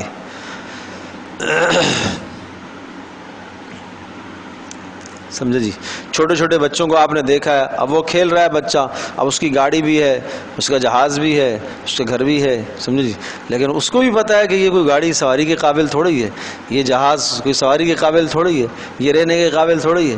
وہ گاڑی کو بھی اٹھا کے لے کے جا رہا ہے، جہاز کو بھی اٹھا کے لے جا رہا ہے، گھر کو بھی اٹھا کے لے کے جا رہا ہے. یہ کیا کہلاتا ہے؟ یہ لعب ہے بھائی. دنیا تو یہ لعب ہے بھائی، سمجھے جی؟ وَلَهْوٌ اور بچے غیر باقی، کبھی کبھی مٹی کے کھلونے بناتے ہیں، مٹی کے گھر بناتے ہیں، شام کو پھر توڑتے ہیں، بقا نہیں ہے اس میں. تو جو خالق اور مالک دنیا کو بنانے والا ہے، پیدا کرنے والا، وہ کہہ رہا ہے کہ یہ کچھ بھی نہیں ہے، یہ کھیل تماشا ہے، غیر باقی ہے، اس میں دوام نہیں ہے. ایک سونار سونا بیچتا ہے اور اس نے دو سونے کے ہار یا کوئی بھی شے اس نے رکھے ہیں، اور ایک پر اس نے لکھ دیا کہ جناب یہ خالص سونا ہے، اور ایک پر اس نے لکھ دیا ہے کہ جناب یہ خالص کھوٹ ہے، خالص پیتل ہے، خالص کوئی اور شے ہے. اب وہ اتنا خوبصورت کہ قیمت اس نے لگا دی، سونے کی قیمت جو ہے اس نے لگا دی، اور اس آرٹیفیشل کی بھی اس نے قیمت لگا دی، اور اس کی قیمت اس نے زیادہ لگائی. لکھا ہوا بھی ہے کہ یہ سونا نہیں ہے، لیکن پھر بھی ایک آدمی سونے کے بھاؤ میں اس کو خرید کے لاتا ہے، تو کیا کہا جائے گا؟ بے وقوف ہے. بالکل اسی طرح سے جس مالک نے اس دنیا کو بنایا ہے، اس نے بتا دیا کہ اس کی قیمت مچھر کے پر کے برابر بھی نہیں ہے، مچھر کے پر کے برابر بھی نہیں ہے. اس نے قیمت خود لگا دی کہ مچھر کے پر جتنی بھی اس کی قیمت نہیں ہے. اور آخرت بہت قیمتی چیز ہے، پھر بھی آدمی دنیا کے پیچھے پڑ کر آخرت کو چھوڑ دے تو کتنی حماقت ہے. سمجھے جی؟ اللہ اکبر. نہ دنیا کے پیچھے بھاگا کرو بھائی. حدیث پاک میں آتا ہے کہ اللہ تبارک و تعالیٰ نے ارشاد فرمایا، اللہ پاک دنیا دینداروں سے، نیک لوگوں سے، جس شخص سے اللہ تبارک و تعالیٰ کو محبت ہوتی ہے، اللہ دنیا ان سے ایسے پیچھے کرتا ہے، ایسے پیچھے کرتا ہے جیسے تم اپنے مریض کو پانی سے بچاتے ہو. اس طرح سے اللہ پاک دنیا اس سے دور رکھتا ہے. ہر وہ شے جو انسان کو اللہ کی یاد سے غافل کرے وہ دنیا ہے. اگر وہ مال ہے تو دنیا ہے، وہ بیوی ہے تو دنیا ہے، وہ اولاد ہے تو دنیا ہے، گھر ہے تو دنیا ہے.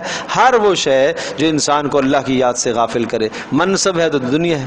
تو اللہ تبارک تعالیٰ سے یہ مانگا کرو، اللہم لا تجعل مصیبتنا فی دیننا، ہمارے دین میں مصیبت نہ پیدا ہو جائے. اللہ ہمارے علم کا مطمع نظر صرف دنیا ہی نہ بن جائے کہ دنیا کے لیے ہم علم حاصل کریں، ایسا نہ ہو.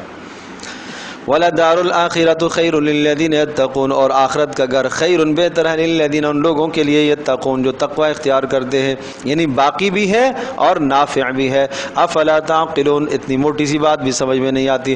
قد نعلم ہم تحقیق ہم جانتے ہیں، انہ لیحزنک الذی یقولون، ہاں انہ لیحزنک آپ کو غم میں ڈالتی ہیں وہ باتیں جو یہ لوگ کہتے ہیں، ان کی باتیں آپ کو غم میں ڈالتی ہیں. لیحزنک آپ کو غم میں ڈالتی ہیں، الذی یقولون وہ بات جو یہ کہتے ہیں. فإنہم لا یکذبونک آپ غم نہ کریں، یہ آپ کو نہیں جھٹلا رہے. ولکن الظالمین بآیات اللہ یجحدون یہ ظالم اللہ کی آیات کو جھٹلا رہے ہیں، اللہ کا انکار کر رہے ہیں، آپ کا انکار نہیں کر رہے. آپ سے تو ان کو کوئی حسد نہیں تھا، ہاں جب آپ نبی بن کر آئے تو مخالفتیں شروع ہو گئی ہیں. وَلَقَدْ كُذِّبَتْ رُسُلٌ مِّن قَبْلِكَ اور تحقیق آپ سے پہلے بھی رسولوں کو جھٹلایا گیا. فَصَبَرُوا عَلَىٰ مَا كُذِّبُوا تو انہوں نے صبر کیا ہے، جو عَلَىٰ مَا كُذِّبُوا جو جھٹلائے گئے اس پر صبر کیا. وَأُوذُوا اور ان کو ایذائیں دی گئی. حَتَّىٰ أَتَاهُمْ نَصْرُنَا یہاں تک کہ پھر ہماری مدد آئی. وَلَا مُبَدِّلَ لِكَلِمَاتِ اللَّهِ اور اللہ پاک کے کلمات کو، اللہ کے وعدوں کو کوئی تبدیل نہیں کر سکتا. جو مدد کا وعدہ اللہ نے آپ سے کیا ہے وہ آئے گی. وَلَقَدْ جَاءَكَ مِن نَبَإِ الْمُرْسَلِينَ اور تحقیق آپ کے پاس آ چکی ہیں گزشتہ رسولوں کی خبریں کہ رسولوں پر مصائب آئے پھر اللہ کی مدد آئی ہے. وَإِن كَانَ كَبُرَ عَلَيْكَ إِعْرَاضُهُمْ فَإِنِ اسْتَطَعْتَ أَن تَبْتَغِيَ نَفَقًا فِي الْأَرْضِ أَوْ سُلَّمًا فِي السَّمَاءِ فَتَأْتِيَهُمْ بِآيَةٍ یہ نبی پاک صلی اللہ تعالیٰ علیہ وسلم کے اختیارات کی نفی ہے، مختار کل ہونے کی نفی ہے. اور ساتھ ساتھ یہ بھی سمجھ لیجئے کہ رسول پاک صلی اللہ علیہ وسلم کے دل میں یہ تمنا تھی کہ اگر معجزہ جس طرح سے یہ کہہ رہے ہیں اگر ایسا معجزہ اللہ پاک دکھا دے تو اچھا ہو جائے گا، یہ لوگ مان جائیں گے۔ اچھا معجزہ نبی خود نہیں دکھاتا، معجزہ اللہ پاک اس کے ہاتھ پر صادر کرتا ہے۔ تو انہوں نے مطالبہ کیا تھا کہ جناب آسمان سے فرشتہ اترے ہمارے سامنے، ہم دیکھیں اس کو، یا یہ ہے کہ جناب آپ کے پاس نہریں ہوں، یا یہ ہے کہ آپ آسمان میں ہمارے سامنے چڑھ جائیں، آسمان سے کتابیں اتریں اور وہ کتابیں ہم دیکھیں اور ہمارے نام پر لکھی ہوئی ہوں۔ تو اس قسم کے بیہودہ سوالات ان کے تھے۔ تو آپ علیہ السلام کے دل میں یہ خیال آیا کہ اگر ان کی یہ فرمائشیں پوری ہو جائیں شاید پھر یہ کیا کریں گے، ایمان لے آئیں گے۔ تو اس پر یہ آیت نازل فرمائی وَإِن كَانَ كَبُرَ عَلَيْكَ إِعْرَاضُهُمْ، اے نبی اگر آپ کو گراں گزرتا ہے، کبرا گراں گزرتا ہے، علیکا آپ پر، اعراضہم ان کا اعراض کرنا اگر گراں گزرتا ہے تو آپ یوں کر لو، فَإِنِ اسْتَطَعْتَ اگر آپ چاہتے ہیں، استطاعت رکھتے ہیں، ان تبتغی نفقا فی الارض کہ آپ تلاش کر لیں زمین کے اندر کوئی سرنگ، او سلما فی السماء یا آسمان میں کوئی سیڑھی چڑھنے کی، فتاتیہم بآیہ اور وہاں سے جا کے کوئی اپنی نشانی لے آؤ جس طرح سے یہ مانگتے ہیں۔ ظاہر آپ کا یہ اختیار تو نہیں ہے نا، نشانی کون دکھائے گا؟ اللہ دکھائے گا۔ وَلَوْ شَاءَ اللَّهُ لَجَمَعَهُمْ عَلَى الْهُدَى اور اگر اللہ پاک چاہتا تو سب کو ایک ہدایت پر جمع کر دیتا۔ مطلب کیا؟ اگر اللہ چاہتا تو سب کے سب ہدایت پر آ جاتے، آپ کی بات مان لیتے، نہیں سمجھے؟ لیکن اللہ پاک حکمت کا تقاضا، شاباش، اللہ پاک کی طرف سے امتحان ہے۔ یعنی اگر اللہ چاہتا تو سارے کے سارے مکہ والوں کو، سارے کے سارے کافروں کو آپ کا فرمانبردار جبرن بنا دیتا، اجباری بنا دیتا۔ دیکھو کائنات میں انسان وہ مخلوق ہے کہ جس کو اللہ تبارک و تعالیٰ نے اختیار دیا ہے، باقی مخلوقات کو اختیار نہیں ہے۔ مثال کے طور پر سورج ہے، اس کو طلوع ہونا ہی ہے، اس کو روشنی دینا ہی ہے۔ چاند ہے، اس کو گھٹنا بڑھنا ہی ہے، اس کے علاوہ اسے کوئی اختیار نہیں ہے۔ چاند اگر چاہے کہ میں اس مہینے میں نہیں جاؤں گا، سمجھے، میں بڑا نہیں ہوں گا، وہ نہیں ہو سکتا۔ چاند اگر کہے کہ نہیں زوال کی طرف مجھے 16ویں تاریخ کے بعد زوال کی طرف نہیں جانا ہے، گھٹنا نہیں ہے، چاند نہیں کر سکتا۔ یہ چیزیں جو نا اجبار ہے ان پر اللہ کی طرف سے، وہ اللہ کے نظام میں، قدرت میں جھگڑی ہوئی ہیں۔ انسان کو اللہ نے اختیار دیا ہے، انسان کو اللہ پاک نے اختیار دیا، نیکی کا راستہ بھی سامنے ہے، برائی کا راستہ بھی سامنے ہے۔ اب اپنے اختیار سے، مرضی سے جس راستے سے اختیار کرے گا اسی پر اس کو اللہ پاک اجر عطا فرمائیں گے۔ تو یہ بات ہے کہ فَإِنِ اسْتَطَعْتَ أَن تَبْتَغِيَ نَفَقًا فِي الْأَرْضِ اگر آپ چاہتے ہیں تو آپ زمین میں ایک سرنگ پیدا کر دیں، آسمان میں ایک سیڑھی بنائیں، فَتَأْتِيَهُم بِآیَةٍ اور پھر آپ وہاں سے اپنی نشانی آپ دیکھیں۔ وَلَوْ شَاءَ اللَّهُ لَجَمَعَهُمْ عَلَى الْهُدَى اور اگر اللہ پاک چاہتا تو سب کو ایک ہدایت پر جمع کر دیتا۔ فَلَا تَكُونَنَّ مِنَ الْجَاهِلِينَ لہٰذا آپ انجان لوگوں میں سے مت بنیے، آپ بات سنیے۔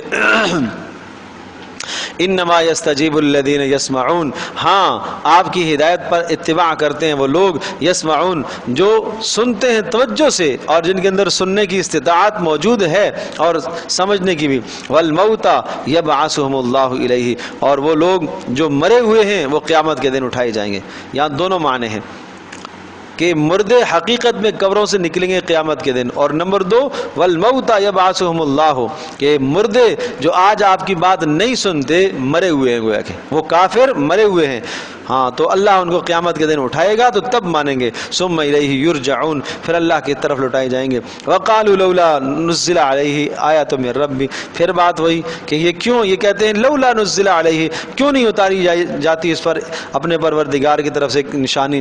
قل کہہ دیجئے ان اللہ قادر اللہ پاک قدرت رکھتا ہے، علی ان ینزل آیۃ اللہ پاک نشانی اتارے، ولکن اکثرهم لا یعلمون لیکن اکثر لوگ نہیں جانتے۔ کیا نہیں جانتے؟ شاباش، نشانی کا انجام پھر کیا ہوتا ہے یہ نہیں جانتے اکثر لوگ۔ اگر نشانی آ گئی، جو معجزہ آپ نے مانگا ہے وہ آ گیا تو پھر اس کے بعد جو ہے عذاب آتا ہے۔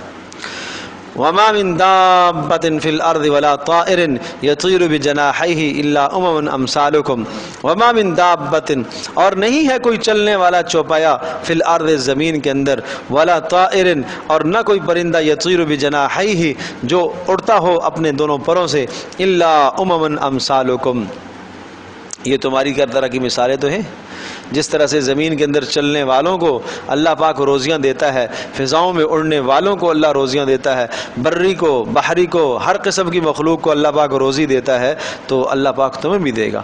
ما فرطنا فی الکتاب من شیء، ہم نے کچھ بھی کمی نہیں کی لکھنے میں، یعنی جو تمہاری روزی لکھی ہوئی ہے وہ لکھی ہوئی ہے۔ ثم الی ربہم یحشرون، پھر یہ اپنے پروردگار کی طرف جمع ہوں گے۔ والذین کذبوا بآیاتنا، اور وہ لوگ جو انکار کرتے ہیں ہماری آیات کا، صم بکم فی الظلمات، صم بہرے ہیں، بکم گونگے ہیں، فی الظلمات اندھیروں میں پڑے ہوئے ہیں۔ من یشاء اللہ یضلل، اور فرمایا کہ جس کو اللہ چاہے گا گمراہ کرے گا، ومن یشاء یجعلہ علی صراط مستقیم، اور جس کو اللہ پاک چاہے گا سیدھے راستے پر ڈال دے گا۔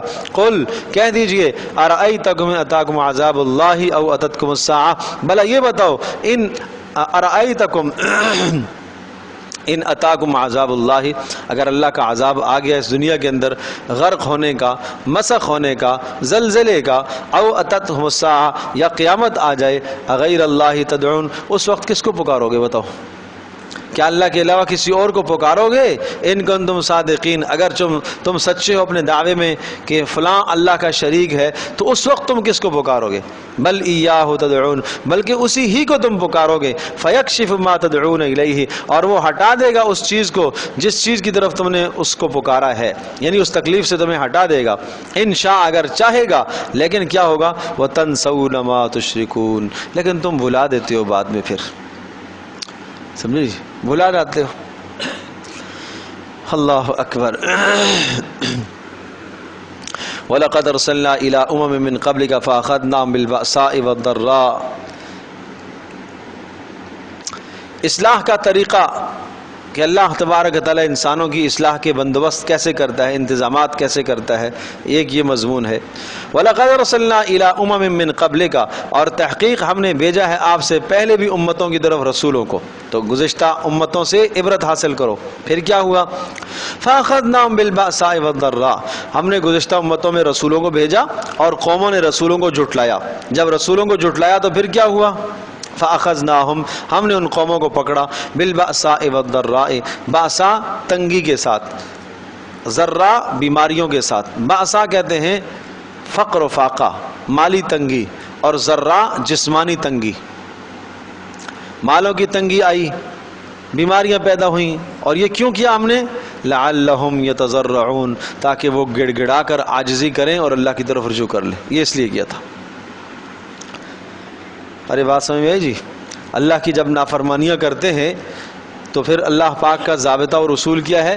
اللہ پاک تکلیفوں میں مبتلا کرتا ہے، اور تکلیفوں میں مبتلا اس لیے کرتا ہے لعلہم یتضرعون، تاکہ وہ اللہ کی طرف لوٹ آئیں، واپس آ جائیں۔ فلولا اذ جاءہم بأسنا تضرعوا، پر ایسا کیوں نہیں ہوا کہ جب ہمارا عذاب ان پر آیا، تضرعوا تو کیا کرتے؟ اللہ کی طرف رجوع کرتے، تضرع عاجزی کرتے۔ ولیکن قست قلوبہم، لیکن ان کے دل تو اور سخت ہو گئے۔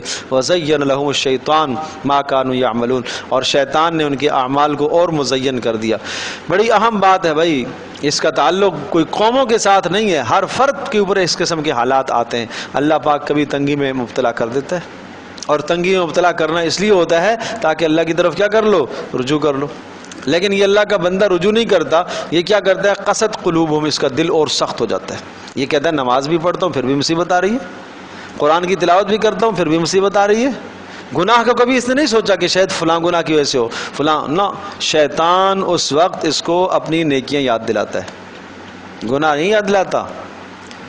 تزیین عمل، شیطان اس کے اپنے کرتوتوں اور گناہوں کو اچھا کر کے دکھاتا ہے، دیکھنا تیرا وہ کتنا اچھا کام، تیرا وہ کتنا اچھا کام، وہ کتنا، پھر بھی اللہ کی طرف سے یہ پریشانی۔ یہ کتنے لوگ آتے ہیں جی مول صاحب ہم نماز بھی پڑھتے ہیں لیکن پتہ نہیں کیا ہو گیا ہے، گھر میں تنگی بڑی ہے، 5 وقت کے نمازی بھی ہیں اور پھر بھی جناب کاروبار ٹھیک نہیں چل رہا۔ تو بھائی یہ کوئی ضروری تھوڑی ہے کہ جب آپ نمازی ہو گئے ہو تو اب جناب آپ کی دنیا کا ہر معاملہ سیدھا ہو جائے۔ اللہ کے نبی کے گھر میں فاقے نہیں آئے، تکلیفیں نہیں آئیں۔ تو نعمتوں کا مل جانا، سامانوں کا مل جانا، چیزوں کا مل جانا، یہ اللہ پاک کی طرف سے کوئی رضا کی دلیل نہیں ہوتی، اور چیزوں کا چھن جانا اور نہ ملنا یہ اللہ پاک کی طرف سے ناراضگی کی دلیل بھی نہیں ہے۔ پتہ چلے کہ تم اپنے معاشرے میں جس کو فقیر دیکھو، کہو اللہ کا عذاب آیا ہوا ہے اس پر، اور اللہ پاک نے آپ کو فراوانی کی ہے، میں تو بس اللہ کا چاہیتا ہوں، بس مت پوچھو، بڑا اللہ کا فضل ہے۔ اور ذرا سی پریشانی آ گئی تو پھر وہ فضل رخصت ہو جاتا ہے پھر تو۔ اللہ پاک نے سورۃ الفجر میں گلا کیا، اما الانسان اذا ما ابتلاه ربه فاکرمہ ونعمہ فیقول ربی اکرمن، کہ اللہ انسان کو جب آزماتا ہے، اس کو عزت دیتا ہے، مال کی فراوانی دیتا ہے، تو اس سے پوچھو ہاں بھائی کیا حال ہے؟ بڑا اللہ کا شکر ہے بھائی، بڑا اللہ کا شکر ہے۔ وَأَمَّا إِذَا مَا ابْتَلَاهُ فَقَدَرَ عَلَيْهِ رِزْقَهُ، اور جب اس کو تنگی میں مبتلا کیا جاتا ہے تو پھر اس سے پوچھو ہاں بھائی کیا حال ہے؟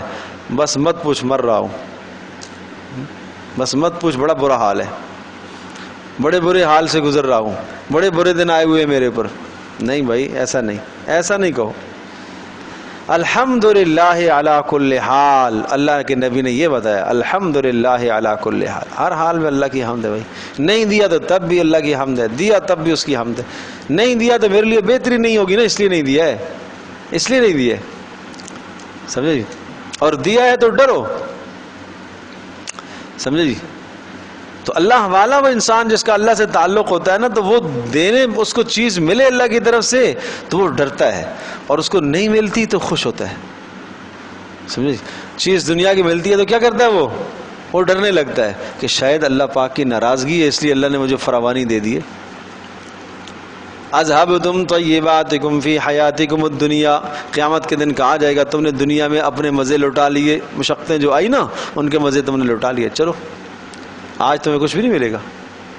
تو نیک آدمی ہر آنے والی نعمت سے ڈر رہا ہوتا ہے کہ کہیں میری نیکیوں کا بدلہ یہیں تو نہیں مل رہا اور آخرت میں خالی ہاتھ چلا جاؤں، سمجھے جی؟ تو یہ حال ہر انسان پر دو حال آتے ہیں۔ فرمایا کہ جب قومیں جھٹلاتی ہیں رسولوں کی باتوں کو، نافرمانیوں میں مبتلا ہو جاتے ہیں، تو ہم کیا کرتے ہیں؟ ان کو تنگی میں مبتلا کرتے ہیں، لعلہم یتضرعون، تاکہ رجوع کر لے۔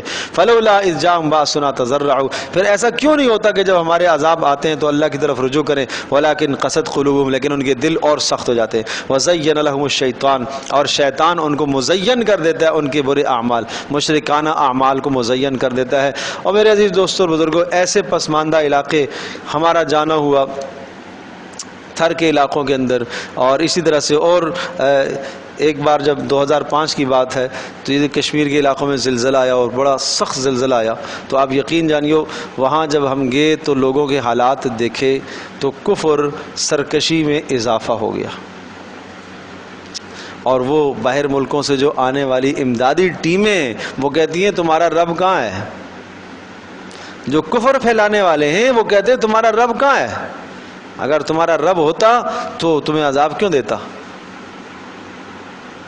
تو یہ ہے زین لہم الشیطان، شیطان ان کے گناہ کے اعمال کیا کرتا ہے؟ مزین کر دیتا ہے۔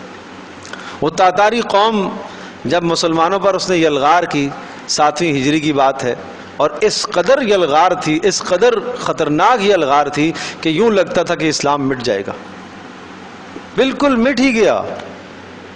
اسلام کے جو بڑے بڑے قلعے تھے، بخارا اور سمرقند، جیسے اب شہر کراچی ہے، لاہور ہے، اسلام کے بڑے بڑے قلعے ہیں، مدارس ہیں، یہ حال تھا۔ اس سے کہیں زیادہ ہزاروں طلبہ ایک ایک مدرسے میں، جو امام بخاری کا علاقہ، امام مسلم کا علاقہ، ابو داؤد اور ترمذی کا علاقہ، بڑے بڑے ائمہ وہاں سے پیدا ہوئے، اور یہ علاقے انہوں نے تہس نہس کر دیے، کتب خانے انہوں نے جلا کر راکھ کر دیے، اور اس زمانے میں کتابیں ہاتھوں سے لکھی ہوتی تھیں، اور کتابوں کو انہوں نے دجلہ اور فرات میں ڈالا جب، تو پانی سمندروں کا کالا اور سیاہ ہوگا سیاہی کی وجہ سے، اور ایسی خونوں کی ہولی کھیلی انہوں نے، قتل کر کے مسلمانوں کو جب سمندروں میں ڈالا تو سرخ ہو گیا پانی خون کی وجہ سے، اتنے بڑے مظالم آئے تھے۔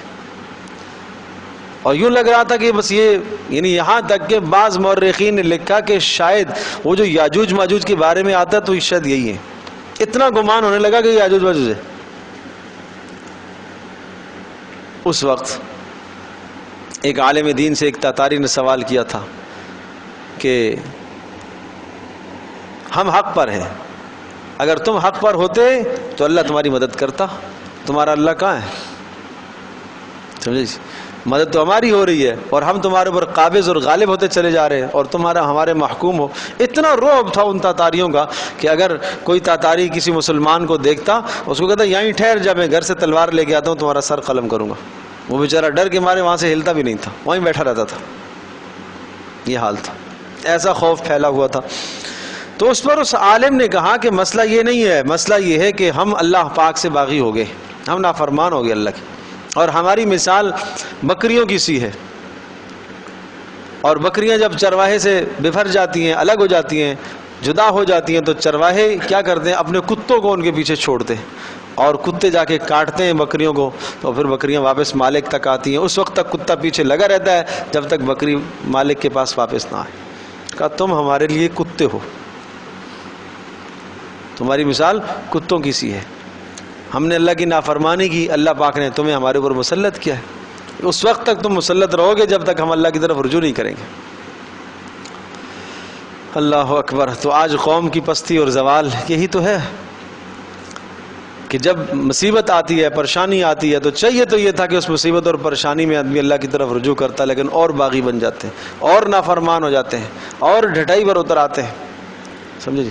اور قرآن مجید میں اللہ پاک کا اصول ہے، سورہ بنی اسرائیل کے شروع میں ہی ذکر فرمایا، وَآتَيْنَا مُوسَى الْكِتَابَ وَجَعَلْنَا هُدًى لِبَنِي إِسْرَائِيلَ أَلَّا تَتَّخِذُوا مِن دُونِي وَكِيلًا ذُرِّيَّةَ مَنْ حَمَلْنَا مَعَ نُوحٍ إِنَّهُ كَانَ عَبْدًا شَكُورًا وَقَضَيْنَا إِلَى بَنِي إِسْرَائِيلَ فِي الْكِتَابِ، ہم نے بنی اسرائیل کے بارے میں یہ فیصلہ لکھا تھا، لَتُفْسِدُنَّ فِي الْأَرْضِ مَرَّتَيْنِ، کہ تم زمین میں فساد پھیلاؤ گے، وَلَتَعْلُنَّ عُلُوًّا كَبِيرًا، اور تم بڑی سرکشی مچاؤ گے، فَإِذَا جَاءَ وَعْدُ أُولَاهُمَا، جب پہلی بار انہوں نے نافرمانی کی، بَعَثْنَا عَلَيْهِمْ عِبَادًا لَنَا أُولِي بَأْسٍ شَدِيدٍ فَجَاسُوا خِلَالَ الدِّيَارِ، تو ہم نے لڑاکو قوم کو ان کے اوپر مسلط کر دیا، اور فَجَاسُوا خِلَالَ الدِّيَارِ، ان کے گھروں میں گھس گئے، وَكَانَ وَعْدًا مَفْعُولًا، یہ اللہ کا فیصلہ ہے۔ اور ثم رددنا لكم الكرة عليهم وامددناكم باموال وبنين، پھر ہم نے دوبارہ سے تمہاری حالت پلٹی اور تمہیں بہتر حالت میں لایا، تمہارے پاس رسولوں کو بھیجا، اور ہم نے تمہیں مال کے اندر فراوانی عطا کی ہے، لیکن فَإِذَا جَاءَ وَعْدُ الْآخِرَةِ لِيَسُوءُوا وُجُوهَكُمْ وَلِيَدْخُلُوا الْمَسْجِدَ كَمَا دَخَلُوهُ أَوَّلَ مَرَّةٍ، اور دوبارہ بھی اسی طرح سے ہوا، بخت نصر مسلط ہوا ایسا ان یہودیوں پر کہ اس نے بیت المقدس کو مسمار کر دیا، تباہ و برباد کر دیا۔ پھر آگے فرمایا وَإِنْ عُدْتُمْ عُدْنَا عَسَىٰ رَبُّكُمْ أَنْ يَرْحَمَكُمْ، تمہارا پروردگار مہربان ہے، لیکن وَإِنْ عُدْتُمْ عُدْنَا، اگر تم دوبارہ سرکشی کرو گے، عُدْنَا، ہمارا عذاب اسی طرح سے دوبارہ آئے گا،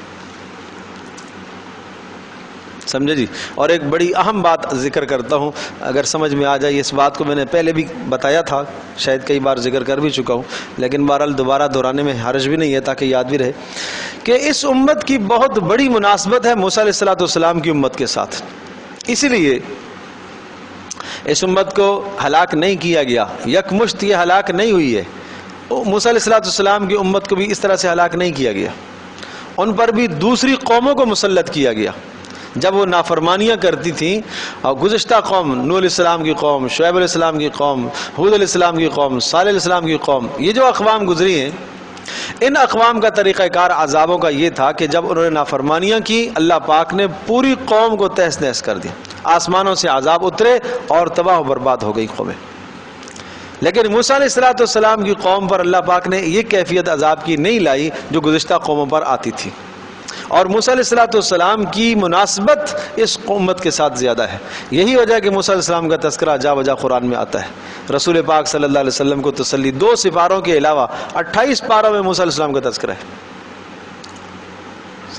اور وہ اسی لیے کہ جس طرح سے موسیٰ علیہ السلام کی قوم پر یکمشت ایک دم سے عذاب نہیں آیا کہ پوری کی پوری قوم تباہ ہو جائے، ایسا نہیں ہوا، اسی طرح سے اس امت پر بھی عذاب نہیں آئے گا، جیسے ان پر غیروں کو مسلط کیا اللہ پاک نے، اسی طرح سے ہمارے اوپر بھی غیروں کو مسلط کرے گا، اس وقت تک مسلط رہیں گے جب تک ہم اللہ کی طرف رجوع نہ کریں۔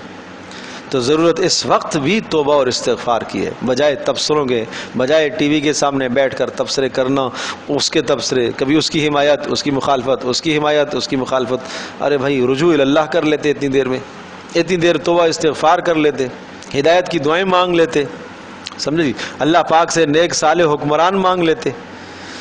تو اس لیے حدیث پاک میں آتا ہے، صاف صاف بتایا ہے کہ بادشاہوں کے دل میرے قبضہ قدرت میں، اللہ پاک ارشاد فرما رہا ہے، اور میں جس طرف چاہوں گا پھیروں گا. جب لوگ میری فرما برداری کریں گے تو میں بادشاہوں کے دلوں کو ان کی طرف مائل کر دوں گا، ان پر رحم کریں گے، اور جب میری نافرمانی کریں گے تو بادشاہوں کے دلوں کو ان سے موڑ دوں گا اور پھر ان پر وہ زیادتی اور ظلم کریں گے.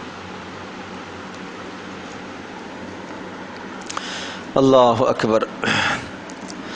تو یہ ایک حال بتایا میں نے آپ کو کہ ولیکن قست قلوبہم، دل سخت ہو گئے، وزین لہم الشیطان، اور شیطان نے مزین کر دی ان کے برے اعمال. فلما نسوا ما ذکروا بہ. اب دوسری صورت، فلما نسوا، جب بھول گئے، ما ذکروا بہ، وہ چیزیں جن چیزوں کے ذریعے سے ان کو نصیحت کی گئی. کیا نصیحت کی گئی تھی؟ مشکل حالات آئے تھے نا، تنگی آئی تھی، ہیں جی، اور بیماریاں آئی تھیں. اب اللہ پاک نے ٹھیک کر دیا تو وہ سب بھول بھال گئے.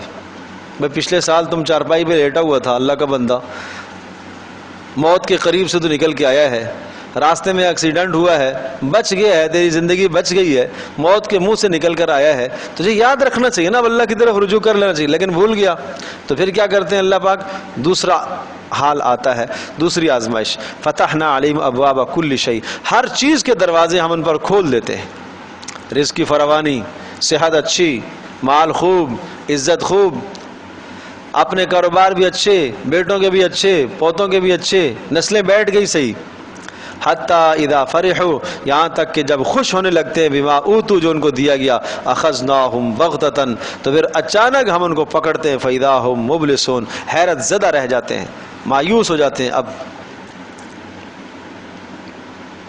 ایسے لوگوں فقطع، کاٹ دی جاتی ہے، دابر القوم الذین ظلموا، ایسے ظالموں کی جڑ. والحمد للہ رب العالمین، اور ساری تعریفیں اللہ کے لیے. اب اس کو ذرا 9ویں سپارے کے شروع میں دیکھیں، وہاں پر بھی اسی طرح کا مضمون ہے.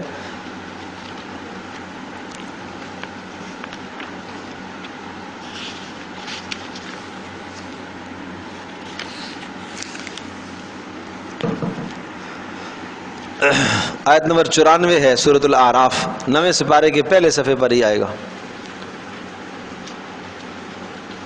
وما ارسلنا فی قریۃ من نبی الا اخذنا اہلها بالبأساء والضراء لعلهم یضرعون.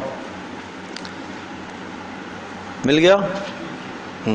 وما ارسلنا فی قریۃ من نبی، ہم نے نہیں بھیجا کسی بھی بستی میں کسی نبی کو، الا اخذنا، یعنی جب بھی ہم کسی بستی میں نبی کو بھیجتے ہیں ہم پہلے ہلاک نہیں کرتے، ہلاکت سے پہلے ہم نبی بھیجتے ہیں. اور یا یہ ہے کہ لوگوں کو سمجھانے کے اسباب پیدا کرتے ہیں. الا اخذنا اہلها بالبأساء والضراء، ہم نے اس بستی والوں کو پکڑا، بالبأساء والضراء، تنگیاں دے کر. بأساء آپ کو بتایا تھا کہ فقر، اور ضراء جسمانی بیماریاں، لعلهم یضرعون، تاکہ وہ رجوع کرے. اس کے بعد ثم بدلنا مکان السیئۃ الحسنۃ، پھر ہم حالت کو بدلتے ہیں، اس برائی کی جگہ پر اچھائی لے آتے ہیں، تنگ دستی کی جگہ پر مالداری لے کے آتے ہیں. حتی عفو، یہاں تک کہ جب خوب وافر ان کے پاس مال بڑھ جاتے ہیں. وقالو، اب بڑی اہم بات ہے، یہ سمجھانے کے لیے میں نے اس آیت کو کھولا ہے. قالو، کہنے لگے، قد مس آباءنا الضراء والسراء فاخذناہم بغتہ. جب مال کی فراوانی آتی ہے نا تو پھر کیا کرتا ہے؟ کہتا ہے ہمارے ابا نے، دادا نے بڑی تنگی دستی میں وقت گزارا ہے، بڑی مشکل میں وقت گزارا ہے، ہمارے پر تو بڑی اللہ نے فراوانی کی ہے، بڑی مال میں ہم نے بڑی محنت کی ہے، ہم نے کاروبار میں محنت کی ہے، دن رات لگایا، اور آج ہم یہاں تک پہنچے ہیں. مطلب یہ ہے کہ یہ نہیں سمجھ رہا کہ مال کی فراوانی اللہ کی طرف سے امتحان ہے. پہلے والے امتحان میں ناکام ہو گیا، دوسرا امتحان اس میں بھی ناکام ہو جا رہا ہے. پہلا امتحان آیا تھا، تنگی اللہ نے مسلط کی تھی نا، تو تنگی اس لیے مسلط کی تھی تاکہ اللہ کی طرف کیا کرتا؟ رجوع کرتا. نہیں رجوع کیا، پھر اللہ پاک نے کیا کیا؟ مال کی فراوانی کر دی، وسعت دے دی. اور وسعت بھی اس لیے دی ہے تاکہ وسعت دیکھ کر ادھر سے اگر پہلے امتحان میں ناکام ہوا تو شاید اب سمجھ جائے کہ چلو اب تو اللہ کا شکر ادا کر دوں. لیکن اب بھی کیا کہتا ہے؟ اب بھی اللہ کا شکر ادا نہیں کرتا، اب بھی نافرمانی نہیں چھوڑتا، اب بھی بغاوت یہ نہیں چھوڑتا. یہ کہتا ہے ہاں آباء و اجداد نے تو بڑا تلخ وقت دیکھا ہے، تنگی کا وقت دیکھا ہے، اور ہم تو بہت اچھے ہیں، ہم تو بہت اچھے. یہ نہیں سمجھتا کہ اللہ کی طرف سے یہ آزمائش ہے. وقالو، یوں کہتا ہے، مس آباءنا الضراء والسراء، کہ ہمارے آباء و اجداد کو بڑی تکلیفیں رہی ہیں اور بڑی تنگی میں انہوں نے وقت گزارا ہے. تو جب یہ باتیں کرتا ہے نا، فاخذناہم بغتۃ، تو اچانک ہم اس کو پکڑتے ہیں، وہم لا یشعرون، پھر اسے شعور بھی نہیں ہوتا. سمجھے جی؟ تو پھر کیوں بے خوف ہے عذاب سے؟ وَلَوْ أَنَّ أَهْلَ الْقُرَىٰ، یہیں دیکھو اسی جگہ پر، وَلَوْ أَنَّ أَهْلَ الْقُرَىٰ، اور اگر بستی والے آمنوا ایمان لائیں، وَاتَّقَوْا اور تقوی اختیار کریں، لَفَتَحْنَا عَلَيْهِمْ بَرَكَاتٍ مِّنَ السَّمَاءِ، ہم آسمان زمین سے رحمتوں کے دروازے کھولیں گے، برکتیں نازل کریں گے۔ اگلی آیت دیکھو، أَفَأَمِنَ أَهْلُ الْقُرَىٰ أَن يَأْتِيَهُمْ بَأْسُنَا، کیا مطمئن ہو گئے بستی والے أن يَأْتِيَهُمْ بَأْسُنَا بَيَاتًا، کہ آئے ان کے پاس ہمارا عذاب دن دہاڑے، وَهُمْ نَائِمُونَ اور یہ سو رہے ہوں، ان کے پاس عذاب آئے بیاتن رات کے وقت، وہم نائمون سو رہے ہو۔ اب آمن اہل القریٰ، کیا اس بات سے بے خبر ہو گئے ان یاتیہم باسنا ضحی، کہ ان کے پاس ہمارا عذاب آئے دن کو، وہم یلعبون اور وہ کھیل رہے ہوں۔ افامنوا مکر اللہ، کیا اللہ کی پکڑ سے بے خوف ہو گئے؟ فلا یأمن مکر اللہ الا القوم الخاسرون، اللہ کی پکڑ سے تو نافرمان لوگ ہی، خسارے والے ہی بے خوف ہوا کرتے ہیں۔ اللہ کے عذاب سے بے خوف ہو جانا یہ کفر ہے، اللہ کی رحمت سے مایوس ہو جانا یہ بھی کفر ہے، یہ دونوں کفر ہے۔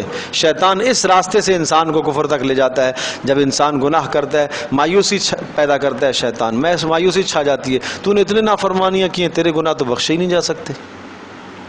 اور کبھی کبھی ادھر سے شیطان حملہ کرتا ہے، ہاں اتنا عرصہ ہو گیا گناہ کرتے کرتے، آج تک عذاب نہیں آیا، کوئی عذاب شذاب نہیں آتا، چھوڑ دو، چلو جو مرضی ہے کرتے جاؤ، دیکھی جائے گی، جب مریں گے دیکھ لیں گے، توبہ کر لیں گے۔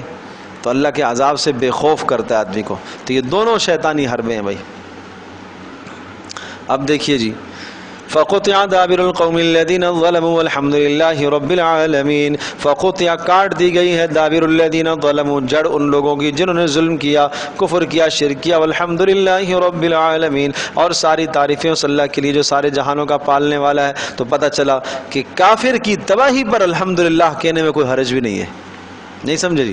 فَقُطِعَ دَابِرُ الْقَوْمِ الَّذِينَ ظَلَمُوا، جڑ سے اکھیڑ دیے گئے وہ لوگ جنہوں نے ظلم کیا، والحمدللہ رب العالمین، اور ساری تعریفیں اللہ کے لیے جو سارے جہانوں کا پالنے والا۔ یہ جو آیت ہے نا فَقُطِعَ دَابِرُ الْقَوْمِ الَّذِينَ ظَلَمُوا، یہ آیت میں بتایا کرتا ہوں بہت ساری تکلیفوں پر، جس کو جسم میں کوئی ایسا درد ہو، ایسی بیماری، کوئی پھوڑا ہو اور جو بالکل نہ ختم ہوتا ہو اور مسلسل اذیت دیتا ہو، تو اس کو پڑھ کر دم کرا کریں۔